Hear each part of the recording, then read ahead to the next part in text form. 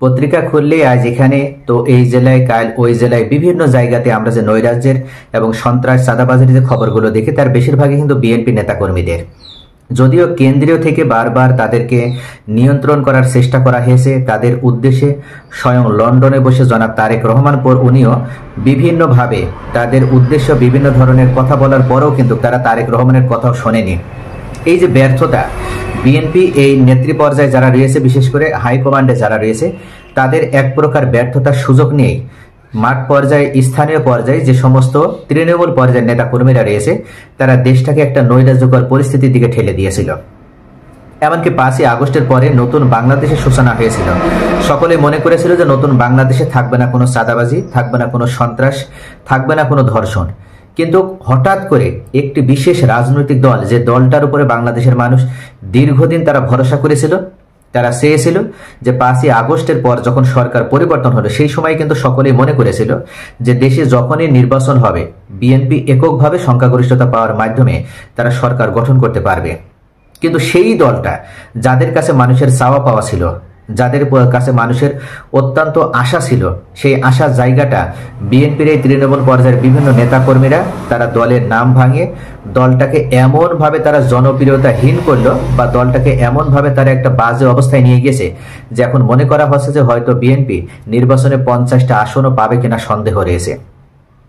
অথচ যে দলটা কিন্তু এককভাবে সংখ্যাগরিষ্ঠতা পাওয়ার মাধ্যমে নির্বাচনে জিততে পারত, তাহলে আজকে এই পর্যায়ে আসার পেছনে সবথেকে গুরুত্বপূর্ণ ভূমিকা পালন করেছে কারা? যদি দেখা হয় তাহলে সর্বপ্রথমে কিন্তু যে নামটা আসবে সেটা হচ্ছে বিএনপির স্থায়ী কমিটির সদস্য হিসেবে যারা রয়েছে তারাই মূলত দলের দেশের ভিতরে দলের যে নেতা পর্যায়ে যারা রয়েছে বা তৃণমূল পর্যায়ে যারা রয়েছে তাদেরকে কন্ট্রোল করতে ব্যর্থ হয়েছে। তারা কোনো নির্দেশ দিয়েছে, তাদের নির্দেশ তারা ফলো করেনি। তারা বারবার নিষেধাজ্ঞা দিয়েছে, তারপরে তাদের নিষেধাজ্ঞা এলাও করা হয়নি। এইভাবে কিন্তু এক প্রকার তাদেরকে অবমাননা করা হয়েছে, তাদের প্রতি আনুগত্য দেখানো হয়নি এই তৃণমূল পর্যায় থেকে।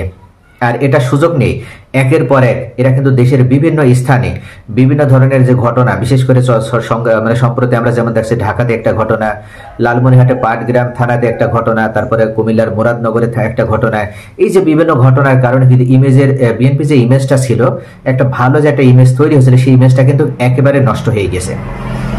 তবে এখন পর্যন্ত বিএনপির স্থায়ী কমিটি এখন পর্যন্ত এই সমস্ত দোষী নেতাকর্মীদের বিরুদ্ধে কোনো কার্যকর পদক্ষেপ নিতে না পারলেও অবশেষে বিএনপির টনক নড়েছে।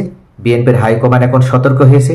এমনকি শুধু তারা সতর্কই হয়নি, দলের পুরনো ইমেজ বা হারিয়ে যাওয়া ইমেজ পুনরুদ্ধার করার জন্য তারা নতুন করে আবার দলটিকে সাজানো শুরু করেছে।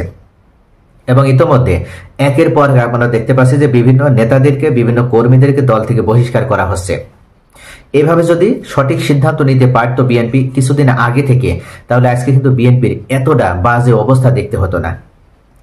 সম্প্রতি শুক্রবার রাতে জেলা বিএনপির দপ্তর সম্পাদক জয়নুল আবেদিন স্বপন স্বাক্ষরিত এক চিঠিতে পাটগ্রাম থানায় 2 জন নেতাকে বহিষ্কারের ঘোষণা দেওয়া হয়েছে। বহিষ্কৃত নেতারা হলেন পাটগ্রাম পৌর যুব দলের যুগ্ম আহ্বায়ক মাহমুদ হোসেন রব্বি ও বিএনপি নেতা বাদশাহ জাহাঙ্গীর মোস্তাফিজ সফল।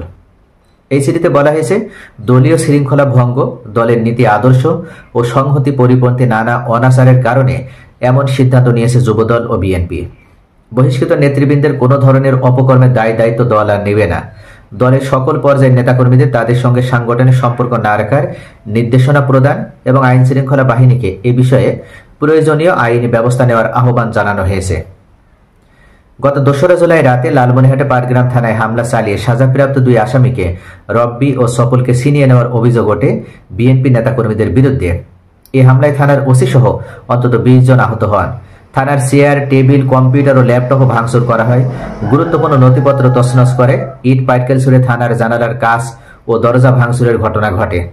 এক পর্যায়ে পুলিশ তাদের বাধা দিলে সংঘর্ষের ঘটনা ঘটে। সবশেষ পাটগ্রাম থানায় হামলার সময় হাতীবান্ধা থানা অবরোধের অভিযোগে বিএনপি নেতাকর্মীদের বিরুদ্ধে মামলা হয়।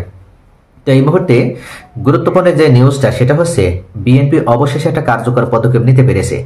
তারা এ ধরনের পদক্ষেপ যদি একের পর এক বিভিন্ন দোষী বা যারা দলের ভিতরে এক প্রকার দলের নাম ভাঙিয়ে দলটাকে একেবারে জনপ্রিয়তাহীন করার চেষ্টায় মনে করা হবে যে এরা কিন্তু এমন কোনো এজেন্ডা নিয়ে হয়তো কাজ করছে, যার কারণে বিএনপির ইমেজ নষ্ট হচ্ছে, এমনকি বিএনপি দলটাই ভঙ্গুর একটা অবস্থায় চলে যাচ্ছে। এই সমস্ত নেতাকর্মী যারা রয়েছে তাদেরকে খুঁজে খুঁজে বিএনপির হাইকমান্ডকে বের করতে হবে এবং তাদের বিরুদ্ধে এই ধরনের কার্যকর পদক্ষেপ নিতে হবে। তাদের শুধু দল থেকে বের করে দিলেই হবে না, তাদের অবশ্যই, যেমন পাটগ্রাম থানায় উল্লেখ করা হয়েছে এই সিডির মাধ্যমে, যে দুজন দোষী সাব্যস্ত হয়েছিল তাদেরকে অবশ্যই গ্রেপ্তার করা হোক এবং অনতিবিলম্বে গ্রেপ্তার করা হোক। এমনই ভাবে যদি বাংলাদেশের প্রত্যেকটা জায়গায় যেখানে যেখানে অপকর্মগুলো হচ্ছে, এই অপকর্মকারীদের বিরুদ্ধে যদি বিএনপি শক্ত অবস্থান নিতে পারে, সেক্ষেত্রে কিন্তু দেশের নৈরাজ্যকর পরিস্থিতিও দূর হয়ে যাবে এবং দেশের শান্তি স্থিতিশীলতা চলে আসবে এবং দেখা যাবে যে বিএনপি তার হারানো যে ইমেজ, সেই জনপ্রিয়তা তারা ফিরিয়ে নিতে পারবে। কেননা দেশের জনগণ এই মুহূর্তে কিন্তু তারা ঐক্যবদ্ধ, প্রতিশ্রুতিবদ্ধ, সকলেই জানে যে আর যাই হোক তারা কখনো কোনো লুটপাটকারীর হাতে দেশের দায়িত্ব দিবে না। তাই বিএনপিকে কিন্তু পরিবর্তন হতে হবে, বিএনপিকেও সংস্কার হতে হবে। নিজেদের দলের ভিতরে থাকা যারা লুটপাটকারী রয়েছে, যারা দুর্নীতিবাজ রয়েছে, যারা সন্ত্রাসী রয়েছে, যারা চাঁদাবাজি রয়েছে, সেই সমস্ত নেতাকর্মীদের বাছাই করে করে তাদেরকে দল থেকে বহিষ্কার করতে হবে। তাহলে জনগণ আবার বিএনপিকে ভালোবাসবে, বিএনপির প্রতি আবার আস্থা রাখতে পারবে। সকলে ভালো থাকুন। Thanks for watching.